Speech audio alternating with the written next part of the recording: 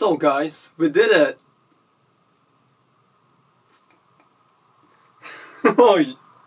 I'm gonna have to clear all of this up one time. Yeah, let me just get rid of this as well for now, cause this is not very comfortable and all, but... Hey guys, welcome back to the channel, or if this is your first time on this channel, it's a little weird of a video to probably have started off on, but either way, I do hope you enjoy it.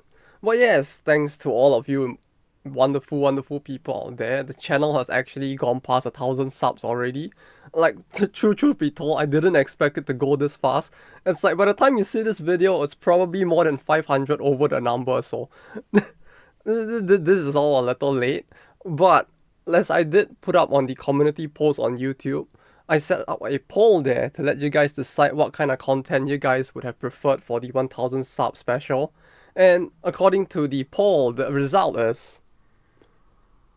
Well, I mean, I already know what the result is, even though I'm not looking at this thing that does not exist here. Yes, it's the video on the weeb places that I typically visit within Tokyo. So obviously there's a lot of places within Tokyo you could go for stuff like this, right? Like Nakano Broadway, Akihabara is another one. There are plenty of places that people would probably name, but even then, because of how big and how massive some of these places are, especially Akihabara for example, it might be kind of hard to like figure out where exactly you want to go if you want to look for specific stuff, or if you wanted to see something cool there as well.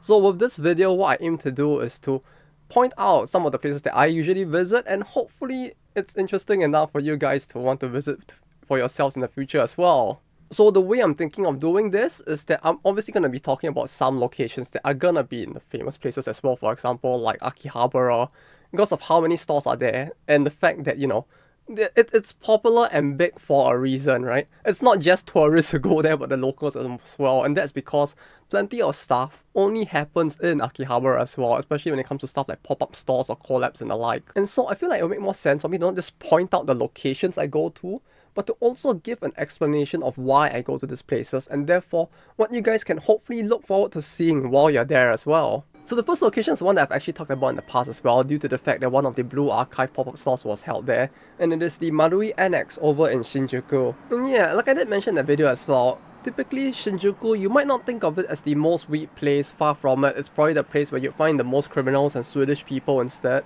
But there is one building there, this specific mall, that actually does have quite a lot of stuff there. Reason being that the building actually hosts typically upwards of like 4 or 5 collabs or pop-up stores going on at the same time. They basically tend to have many going on, which makes it quite entertaining. You can actually find it all on their website as well, so you can see beforehand what kind of pop-up stores will be there.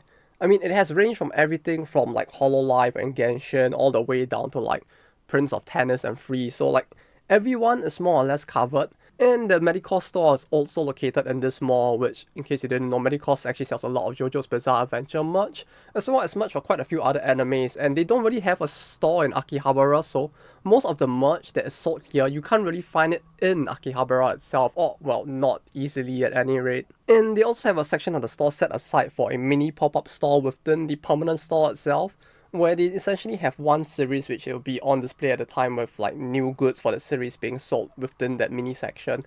So if you're lucky, you might actually find something there that might be interesting as well. So in my opinion, depending on the type of series that you follow, it might be worth a look as well. But more importantly, oh well, okay, maybe it's just more important to me personally at least, aside from all of these pop-up stores as well as the Medicor's official store, another permanent fixture of this mall that I find to be a very big draw and a reason to go there is the fact that the biggest Surugaya in Tokyo is actually located in this building as well.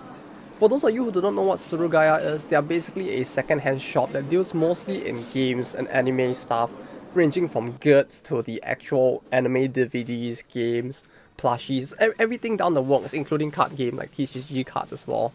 Now, here's the thing with like goods in Japan, right? Unless you're planning to gun for the like newer stuff to be released now, if you want to find all of the old stuff, like maybe you're looking for some figure that released 3 years ago, or you're looking for some game that's very shitty that released maybe like, I don't know, like 20 years ago, or maybe that's not that old, but you know, if you're looking for old games, retro stuff that may not be actually as easy to find, or even goods that are of the same level of history, a secondhand store is probably your best bet. And the thing with secondhand stores obviously is the fact that it's all very based on the demand and supply within the area. If you go to a secondhand store within Akihabara itself, because really it's a lot harder to find stuff that's good in general when everybody and their mom are essentially going there. And that's not an exaggeration, by the way.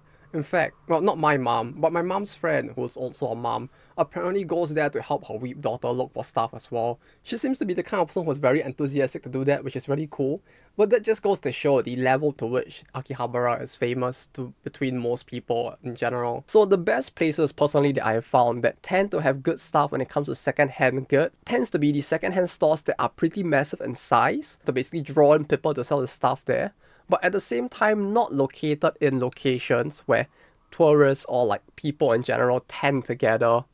And because of that, you will tend to find that it's easier to find rare and more interesting stuff because basically most of this have not already been bought out by others. And with this Surugaya within Marui Annex, it's basically the biggest flagship store that they have within Tokyo now. But at the same time, it's not located in an area where everybody knows it's there.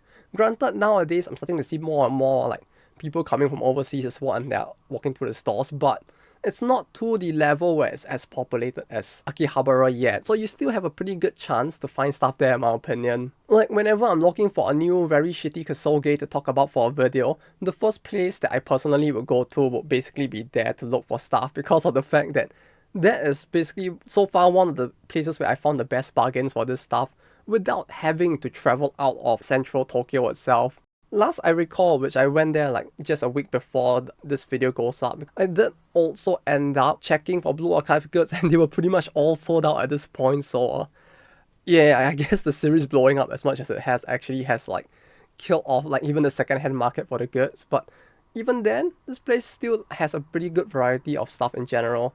Oh yeah, also the Sunreal cafes in the building, I actually forgot about it until this point. But yeah, if you really wanted to bring someone there but you didn't want to bring them up to look at all the mistakes you're gonna purchase, you can probably leave them in the Sunreal cafe, they'll stare at the giant white pussy and you'll probably be fine. Right, next up, there's also actually a place in Ikebukuro that I would actually recommend giving a check out depending on the type of stuff that you're interested in. Now, I get what some of you might already be saying, or like thinking in your brains to your camera. No, that's me looking at the camera, not you guys. You guys are just looking at your screens, but you might be thinking something like, "Oh, but wait, Mr. Salaryman, why are you recommending we go to Ikebukuro? That's where the girl stuff is. What are you, into men or something?" No. Okay, I'm not. Maybe sometimes Astolfo might get me a little questioning and my brain doing a little bit of mental gymnastics to justify that is not the case. But you don't have to be to want to go to Ikebukuro due to the fact that now the flagship Animate store is actually also in Ikebukuro. Like, the one in Akihabara itself has been expanding over time and it is still the best shop to go to if you're actually looking for goods as a dude who wants like dude-oriented stuff instead. But in spite of the fact that the one in Ikebukuro is a little more female audience leaning, it does still have a lot of pretty good stuff there, especially since some of the goods that would sell out in Akihabara don't sell out there precisely because people have this psychology. On top of that, sometimes you do get some unique pop-up stores in the one in Ikebukuro as well that just happen to not be female oriented as well. Like when I went there for this video, this was actually the display that was up on the like pop-up store floor, and it was like mostly just males going there buying like the waifu stuff as well. So sometimes you actually do get unique pop-up stores there that are also not oriented towards females, so there is times where you can actually find unique stuff there. Granted, when it comes to goods, like let's say you really want Heaven Burns Red stuff for example, you could find it at Ikebukuro and you might find some stuff that's already sold out at Akihabara there. But at the same time, Akihabara tends to have a more specialized area for all of this series as well, so you can actually find more goods and a bigger variety of the new arrivals as well, unless it's out of stock. But that's not the reason why I'm telling you guys to go there. No, that would be the most basic bitch thing to do, and we all know that I ain't no basic bitch. No, we're true Giga Chats at this channel. I say we, but it's only just me, and the long hair may not be very convincing, but usually rather than going to the Animate itself, there are some other stores in Shibuya that I actually do go to quite a bit instead. One of which is a certain tiny little shop very close to the Animate actually. In fact, you just have to leave the building, look across the road slightly to the distance and you'll see a shop on the second floor of a random office building called Akiba Hobby. So the interesting thing about this store is that it looks very unassuming. If you happen to chance upon looking at it in the first place, it looks a little bit like a tourist trap since it just has a bunch of pictures of like Toho stuff out there. But this interesting thing is that this store, people actually don't really know much about it. It seems like people don't really go into it. And as a result, you can actually find some pretty good stuff there. For one thing, they have an entire selection of doujin music there. So if you're really interested in that, this is actually a place where you can find a bigger selection than the Melon Books in Akihabara, which is at this point already one of the biggest locations that you can find this type of music. So if you really wanted to look for it, this place might actually be better, especially if you're into Toho. Since when it comes to Toho goods in general as well, this place is pretty stacked. Aside from that, they also do sell stuff for Onimai, including the doujins, as well as quite a bunch of Genshin stuff. So a lot of the Genshin birthday celebration goods for the characters, where they sell the like little anniversary box with the character goods. For the female characters, if you were to go to Akihabara to try and look for it, you probably won't find much of it no matter where you search, even in the anime there.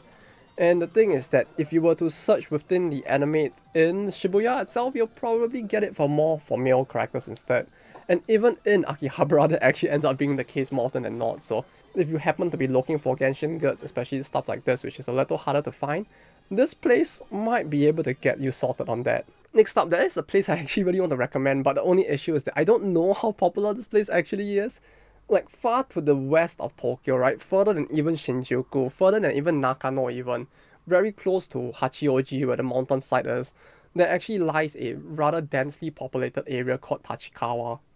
So for those of you who do not know where Tachikawa is, I feel like it's pretty normal. Like people who live in Tokyo, many of them also don't know where it is because there really isn't much that you would typically go to see there. There some of you might think, right? Like, oh, but isn't that pretty far away from like most of Tokyo? Isn't that kind of like going to Chiba? Why did you complain so much about going to Chiba but not here? Well, there is a very big reason for that. And the thing is that like, even though this place is near the western end of Tokyo, it still is within Tokyo. That's one very important thing. You might think that I'm just playing with like semantics and definitions here since distance-wise it's more or less the same from where I live at least.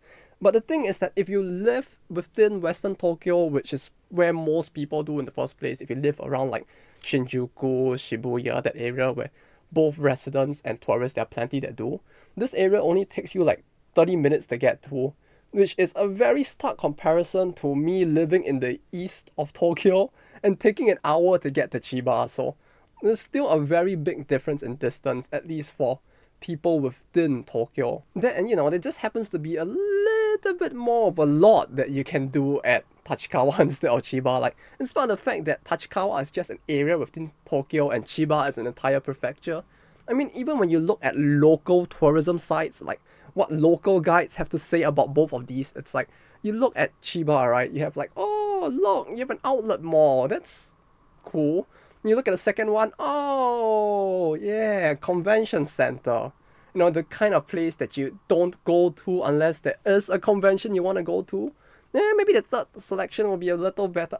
Oh, it's another outlet park, huh? Meanwhile, you look at Tachikawa instead. What do you have?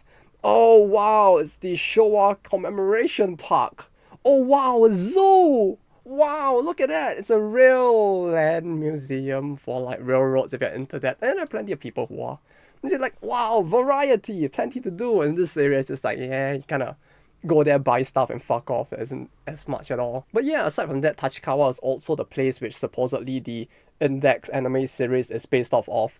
Like, when you go to Tachikawa, one thing you really notice is that the area is full of like second floor, like above the road pathway. So you have plenty of pathway and walkways that just allow you to just walk across above most of the roads and allow you to like easily traverse around the area.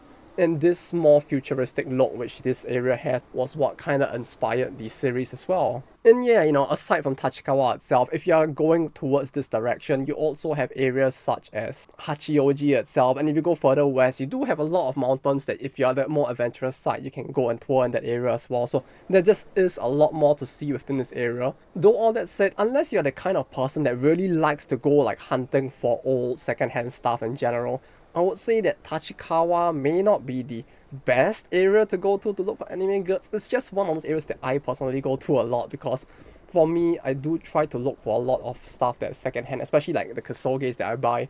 A lot of it, because of the fact that the games are so shit, most stores have actually dumb supply of it. So if you want to collect those, you kind of have to go and hunt around secondhand stores.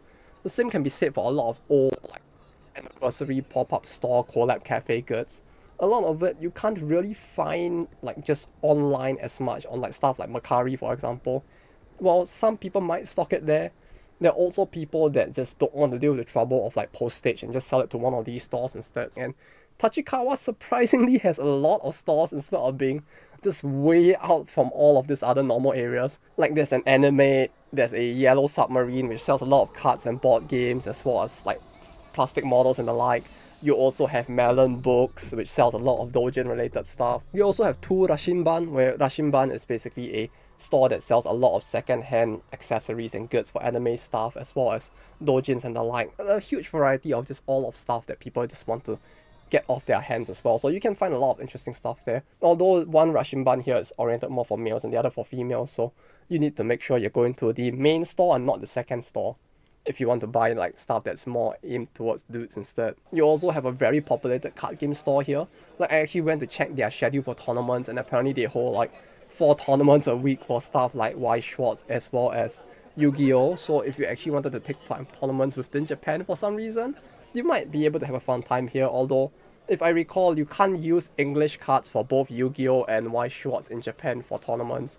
For Yu-Gi-Oh! It's just they don't allow it because the judges who don't read English can't understand the language at times. So for like local tourneys, sometimes they don't allow it. And aside from all of that, you also have the more important store, in my opinion at least, which is there is actually a Surugaya in one of the more unassuming buildings in the area as well. Like, you look at the entrance to the building, what do you see? You see HMV, which is like, remember when we used to have all those dang CDs for listening to our music? I still have plenty of them because I'm an old man. I also have a tape because I'm very old. Oh no. Yeah, frankly, no one really cares about HMV being there. They have a funny little railgun vending machine, but that's not what you're there for. What is more important is the fact that there's actually a Surugaya on the upper floors, which, unlike Rashinban, they tend to get a lot bigger of a collection of people selling stuff to them. And additionally, they are one of the few stores that are actually perceptive enough to know what collectors are looking out for, so they tend to stock a lot more of retro games that they know people are really actively looking for, as well as stuff that's a lot more minor that more like hardcore collectors will look for. And they're also one of the few stores within Japan that actually stock Kasoges as well. Like the people who run those stores actually know what are the biggest of the Kasos, and they actually like keep in the loop of all of them, and they actually intentionally go out of their way to sell and like even display some of those at times. That, and on top of all of these stores that are close by the Tachikawa station, there is also a Book Off there. A store with a very unfortunate name because it sounds very reminiscent to Fuck Off, and due to the fact that the name is very misleading since they don't exactly only sell books there. I mean, they really are kind of like an Amazon but purely for second-hand goods, because they sell everything from books, obviously, to clothing and anime accessories as well, right down to watches and stuff. So they do pretty much anything that goes secondhand. And if you go to the more countryside areas, they really do have a giant mall like the kind that you see in like America with the giant Tesco's and all that. Wait, no. Tesco is not an American brand, is it? But yeah, the giant Walmarts and the like, they would typically have something like this, but purely for Book Off and all of their different sub-brands that they use to sell off their different goods as well. There is a very big one within Tachikawa that also has an entire floor dedicated to books as well as anime goods and accessories. Now granted, when it comes to accessories, the selection there is not as big. And when it comes to games as well, they don't tend to have as much of a retro selection as compared to the Surugaya. But one cool thing with Book Off is the fact that they do have a lot of old books. And when it comes to manga especially, typically what a lot of Book Offs like to do is that they'll try to compile every single chapter for a series where possible, and then they'll just sell all of it as a full set. Sometimes you might actually find super rare stuff there, like an entire full set of some series from back in 2009 or something. It is very possible, and you're typically likely to find those in areas like this rather than going to Akihabara. Lastly, and I know it might seem kind of unfortunate that we're only going through 4 places in this video, but as it is, I get the feeling this video is going to be more than 20 minutes long. So this is probably as far as we can get without the video becoming a full mini like video essay about just places to visit in Tokyo. So let's talk about places you can visit within Akihabara itself. We're not going to talk about going there specifically. No. There's no point in doing that since everybody is probably going to go there if they have the chance. So let's talk specifically about if you're interested in specific things that you want to see, where might be the best places to go for it. Like for example, first off, let's start with maid cafes, right? Since that is a very big part of like weeb culture in general that you see a lot of in animes. You see videos online of people going to these cafes, and as cringe as some of us might find it being, there are also people who find it to be very interesting. And so let's talk about where you can go and which ones might be interesting to visit. Because you see, the thing with maid cafes is that what we know today, the whole moi moi kyun culture where they do the thing and then they spit like hot molten liquid love on your food while doing all sorts of cutesy energetic stuff, that is considerable the more modern and new age of maid cafes. Like we could potentially go into an entire video going into the history of maid cafes and their evolution across time, but suffice to say what you see today is the most modern iteration of maid cafes, wherein with older maid cafes the focus tends to be more on being a cafe first, and the maid is just a side gimmick attached to the whole package, compared to a modern cafe where the maid moe thing is the main thing, and the food is pretty much just a gimmick on the side to supplement the maids themselves. So if you're interested in what maid cafes were like in the past, the best places I would think that you could go to are one, Cure Maid Cafe. This one, I don't think there's any real need for me to go too in depth into it. They're inside the building with the very annoying theme song and the small kid mascot thing. If you walk past the main street of Akihabara, you'll probably see that building. On the topmost floor of that building, there's also a like cospa shop area as well as a Toho specialized shop area as well. So if you're into Toho, you could probably go there and look for stuff as well. But aside from those two things, there's also the maid cafe. And Cure Maid is one of those maid cafes which are considerable, the closest to what old school maid cafes are like. And they do tend to have collabs with many anime series as well, so if you go at the time, you might find an interesting collab going on and maybe you'll have even more fun there. Aside from Cure Maid though, if you really wanted to experience the old school maid cafe culture, another interesting place you could consider going to is the Steins Gate Cafe. Although I guess Steins Gate Cafe is more of what the people colloquially call it nowadays, especially people from overseas, because the place isn't exactly a Steins Gate themed cafe, or it wasn't initially. Rather, it was just a maid cafe which was used by the creator of Steins Gate as an inspiration, especially the location and how it looks like, for the maid cafe within Steins Gate. And the maid cafe that has been operating there is still operating now. It's a place called Mileage. The only difference is that ever since the popularity of Steins Gate, they have kind of played into that as well, with them incorporating a lot of the whole Steins Gate thing into the cafe. Like, I think they actually have been serving a separate side menu purely for Steins Gate stuff as well. And a lot of the internal decorations of the cafe itself have become a lot more weeb, and there's quite an obvious Steins Gate leaning to it as well. Plus, because of the fact that it's located quite far off the main road of Akihabara, the place actually doesn't tend to be full more often than not, so it would be actually quite easy to get in without a queue. So unlike Cure Maid, where the place might be booked out for the entirety of the lunch period, this place might be easier to get in at any time of the day. But if you're more interested in the more modern style of maid cafes, you can really consider some of the more popular ones within Akihabara, such as At Home or Maid Dreaming. Reason being that these ones, they tend to also have English speaking staff in case you actually need people who can speak English there. Arguably, I would say you typically wouldn't want to get the English speaking staff because they can't emote as well either because English isn't their native language, so there's just that level of restraint that also ends up being there. But if you really want to get the feel of a more modern maid cafe, I can really consider going to one of those instead. If you're interested in cards, as in like card games like Yu-Gi-Oh!, Weiss Schwartz, MTG and all of that, and you're looking for places to buy cards, the thing with Akihabara is that there are more than like 15 shops in the entire area itself. Like just near the station alone, you can probably find more than 5, and as you walk up further and further, you'll find them in all sorts of weird places like up in the 3rd floor, through the back alley of a certain building, so on and so forth. Within the area around the station, you can already find most of the best prices and selections. If you go to the building called Radio Kaikan, there on the 9th floor, you can already find many of the stores that give you the best bargains within Akihabara itself. Like the Sea Labo there is one that I used to go to a lot because they tended to have some of the best prices for buyers. When you're trying to purchase cards, especially like the Vice Schwartz signed SP cards and all of that.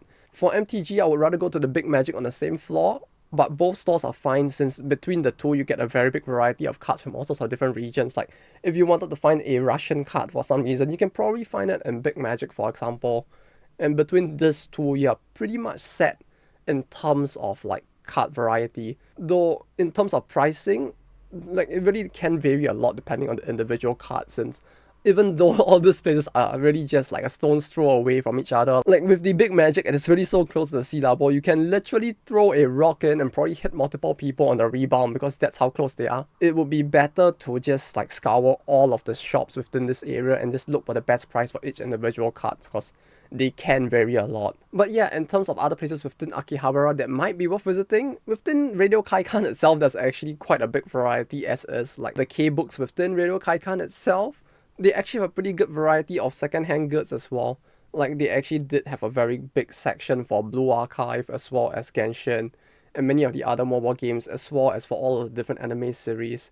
And they also do deal with like Fumos for Toho as well. If you get really, really lucky, sometimes people actually bring in stuff from overseas collabs and sell it here as well, knowing that they can actually get a very good price for it. So this is one of the places I would usually go while there, just to see if there's anything new due to the fact that there's always a big range of constantly changing products since it's just based off whatever people sell to the shop at the time. There's also a Yellow Submarine within Radio Kaikan which deals a lot with board as well as tabletop games. So if you wanted to play like some homebrew D&D campaigns that are made in Japan with like very unique settings, I think some had like high school supernatural power settings and stuff like that. You can actually find a lot of those in the Yellow Submarine within Radio Kaikan as well. The only issue is that most of it is in Japanese, so it might make it a little difficult to play the tabletop as well as card as well as like board games. But if you're interested in those and you have enough people you know who might be interested, it might be worth visiting. One place that I would say it really kind of depends on what you're looking for would be Atre, because with Atre it's the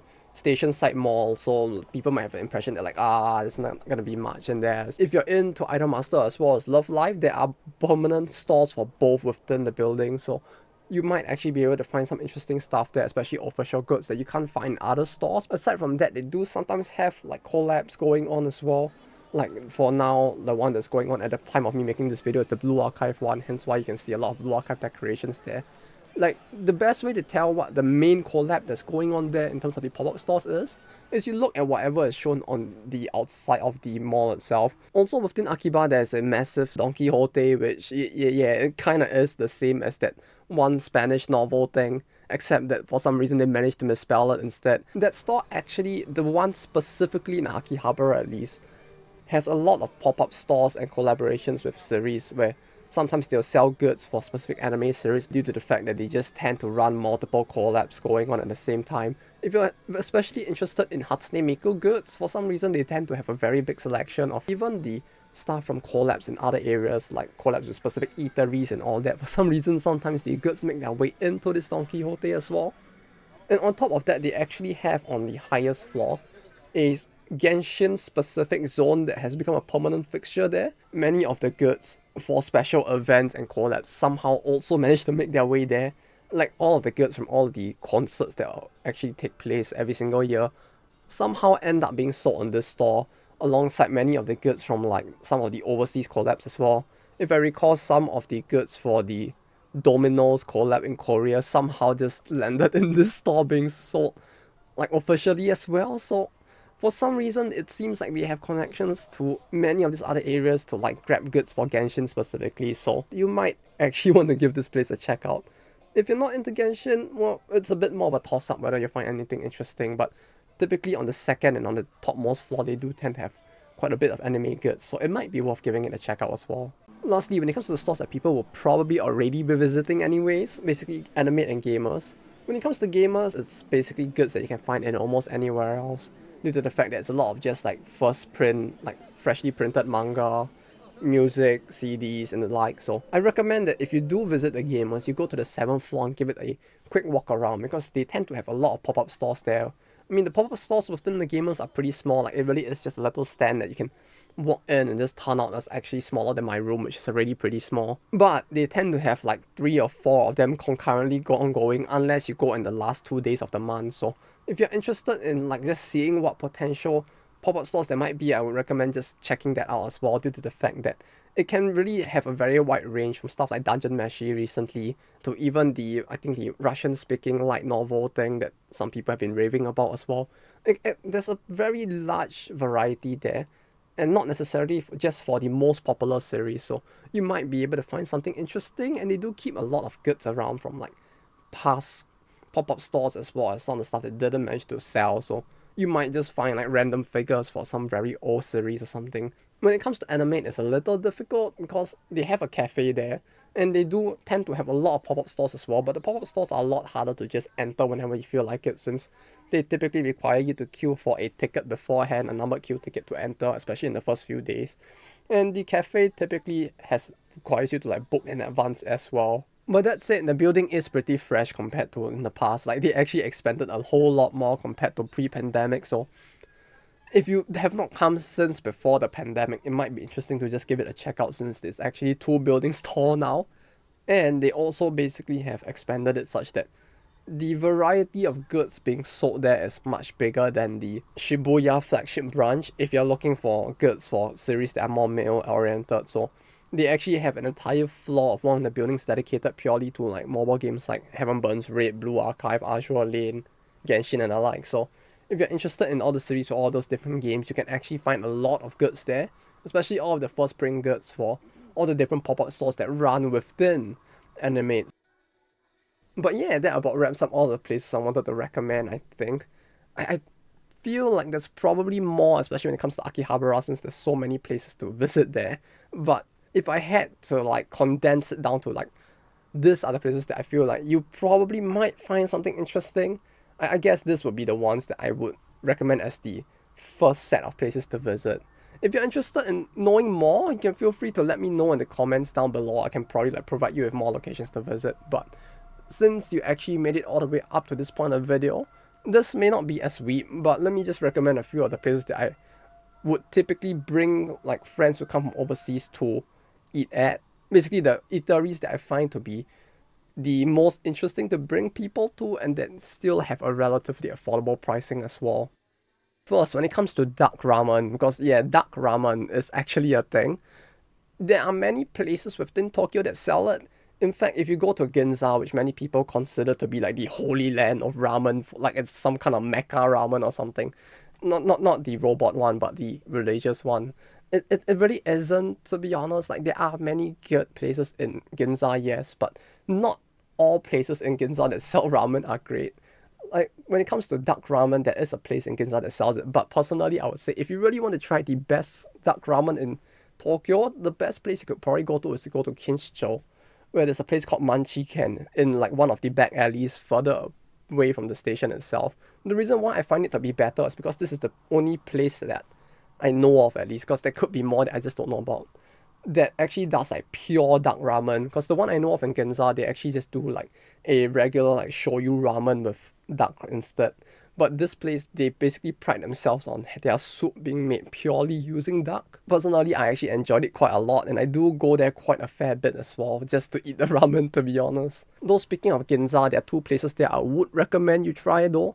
There is one that actually sells a type of ramen called Toripaitan, which is basically the Japanese equivalent of the Chinese bai tang, because the paitan is basically meant to be a way of pronouncing the bai tang in Japanese instead. If I'm not mistaken, the name of the restaurant is Kagari, and they actually, on the outside of the store, actually put the word soba instead of ramen on the sign. This is because of the fact that the term ramen is actually a relatively modern term. Back in the day, they used to call ramen soba as well, which is why you might see some places call like the chuka ramen chuka soba instead. Many of the more traditional ramen places with a lot of history and that take pride in their ramen and tend to be a bit more on the elitist side tend to still use the word soba instead of using ramen, because they just take pride in their roots of where this dish came from. One other place in Ginza as well, there's actually a 2 Michelin star anago shop there, which you might think like, oh shit, two Michelin stars, gonna be pretty expensive, isn't it? Like, nah. A single meal there would probably cost you less than like 20 to 30 USD. It's quite affordable, to be honest. And the thing is that it's really good as well. Like, if I wanted to bring my friends who came from overseas to Japan somewhere to eat and like they really wanted to try somewhere unique, I would probably recommend them and just bring them to this place instead, because one, it's surprisingly not very well known.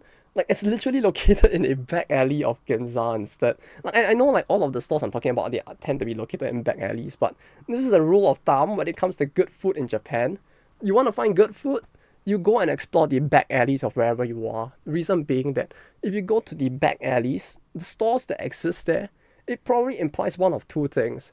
Either they are part of a criminal organization, or they just are so good that their food just can sell in spite of the fact that their location is shitty. And most of the places that we have spoken about up to this point are basically stores that are in the latter, I hope. Although they do have an English menu and they do actually have a full instruction, like breakdown on how to eat the anago as well. Which, for those of you who listen to me talk this whole time and have no idea what an anago was, it looks like unagi or an eel, except that it tastes more like a fish instead. It's a lot cheaper than eel in general, but this place actually makes it pretty well, to the point that it actually tastes way too good that it has any right being, to be honest. So if I had to recommend like some eateries as well, this will probably be the 3 that I'll recommend. But yeah, that's all I have for you guys today. Thank you all for watching. I feel like the video is gonna be way longer than I initially intended for it to originally be, but I do hope that you guys enjoyed it. Like, this style of video where I just talk about places like more for what to recommend people to go instead is something that I've never really done before. Like, most of the videos I've done till now, they're just either me talking about the game industry or talking about events. So I can kind of, like, especially the events one, it kind of is the same in the sense I'm showing you guys something, but this time it's more like a little more personal, I guess, and it's really the specific places that I personally go to a lot. But yeah, once again, if you guys really want to know about even more places, you can feel free to ask me in the comments as well. I do try my best to reply to every single comment. So if you really have any place you're interested in, just let me know there, and I'll send you guys like more recommendations of places you can visit as well. Maybe if there are enough people who ask, I'll just like about places as well. After like compiling all of the places that I basically have recommended there, I might do a part 2 to this in the future. But thank you guys so much once again for helping to get the channel to 1,000 subs, or well, quite a bit above 1,000 at this point.